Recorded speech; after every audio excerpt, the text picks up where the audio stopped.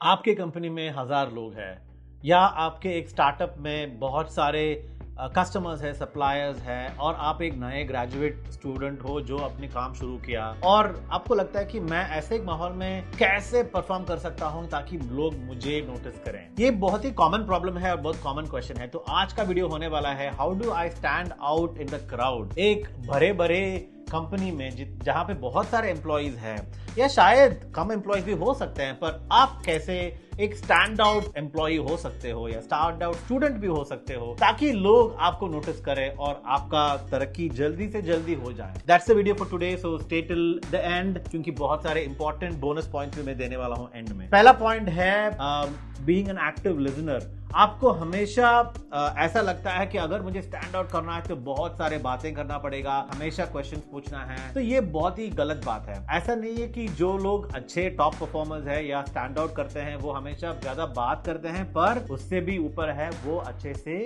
सुनते हैं। Being an active listener is the first point. ये एक्टिव लिसनिंग क्या होता है? एक्टिव लिसनिंग होता है कि जब भी आप किसी से बात कर रहे हो और वो कुछ बोल रहे हैं आपको, तो आपको पहले समझना चाहिए कि वो क्या बोल रहे हैं, क्योंकि समझना मुश्किल है। हम हमेशा सुनते हैं रिप्लाई देने के लिए, समझने के लिए नहीं। समझने के बाद आपका रिप्लाई चेंज भी हो सकता है। और जब भी आप धीरे से किसी का बात ध्यान से सुनते हो और उसके हिसाब से आप रिप्लाई देते हो तो उनको भी लगता है कि ये मेरा बहुत रेस्पेक्ट करता है तो मैं इसको और बढ़ावा देना चाहता हूं। Active listening, listening to understand बहुत ही इंपॉर्टेंट चीज है। दूसरा पॉइंट है टू एक्टिवली पार्टिसिपेट। आपके कंपनी या कॉलेज के इवेंट्स हो या सोशल फंक्शंस हो, क्योंकि अगर आपको क्राउड में स्टैंड आउट करना है तो आप दिखना चाहिए सबको। और दिखने का मतलब है जो भी इवेंट होता है या जो भी कॉन्फ्रेंस होता है वहां पे आपको भी प्रेजेंट होना चाहिए। आप ऑर्गेनाइजिंग कमेटी में हो सकते हो या लीड भी कर सकते हो एक इनिशिएटिव को जहां पे लोग को आपके बारे में पता चले, और उसका मकसद होना चाहिए, ये नहीं होना चाहिए कि मैं खुद को बढ़ावा दूं, पर और लोगों को भी आप वो इवेंट में इन्वॉल्व कर सकते हो ताकि बहुत लोगों को आपके ऊपर एक अच्छा सा पॉजिटिव फीलिंग आ जाए। Very very important point. Third point है कि आपका जो भी परफॉर्मेंस है, अगर आप एक कॉलेज स्टूडेंट हो या एम्प्लॉय भी हो सकते हो, तो आपका परफॉर्मेंस होना चाहिए बाकी सबसे भी ज्यादा ऊपर। आपको भी हमेशा ये देखना चाहिए कि और क्या अलग लेके आ सकते हो। जैसे मैं एग्जांपल देता हूं कि मैं जब ऑस्ट्रेलिया में था तो मेरा एक फ्रेंड था अमेजॉन में, तो वो बोल रहा था कि उनके कंपनी में कैसे रिक्रूटमेंट करते हैं अलग तरीके से।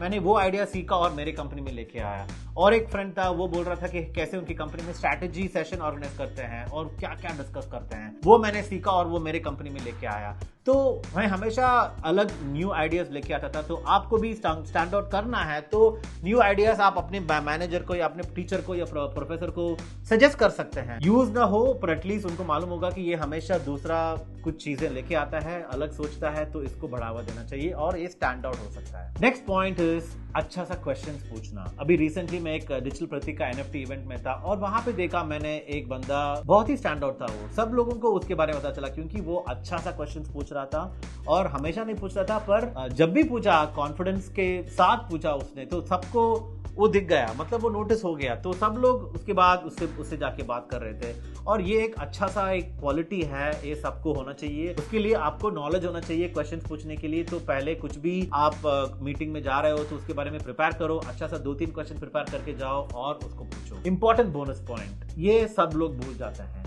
एक क्राउड में स्टैंड आउट का ये मतलब नहीं है कि बहुत सारा बड़ बातें करें। जो लोग को ऐसा करना है उनको हमेशा ये याद रखना कि जेन्युइन होना चाहिए। जो भी आप कर रहे हो अपने दिल से करना चाहिए। आपको लगना चाहिए कि मैं ऐसा हूं और मुझको ऐसा इंप्रूव करना है। और अगर आप एक मिस्टेक भी करते हो तो हमेशा उसके लिए सॉरी बोल के उसका फीडबैक लेना चाहिए और खुद को उसके ऊपर इंप्रूव करना चाहिए। ये इसके साथ आप एक अलग ड्रेसिंग सेंस भी लेके आ सकते हो।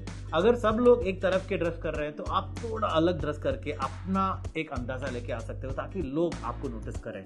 ये जो 5 पॉइंट मैंने बोला, ये standing out in the crowd के लिए बहुत ही सिंपल चीजें हैं, आप रोज कर सकते हैं। और मेरे एक्सपीरियंस में मैंने ये किया, मेरा तरक्की हुआ और अभी मैं सब लोगों को सिखा भी रहा हूँ। Thank you so much for watching this video.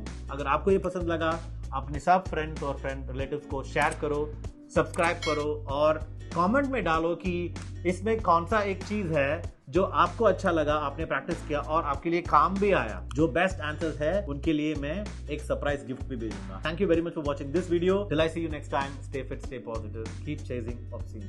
Do click on the subscribe button and notification button to continue watching all the videos that I'm posting.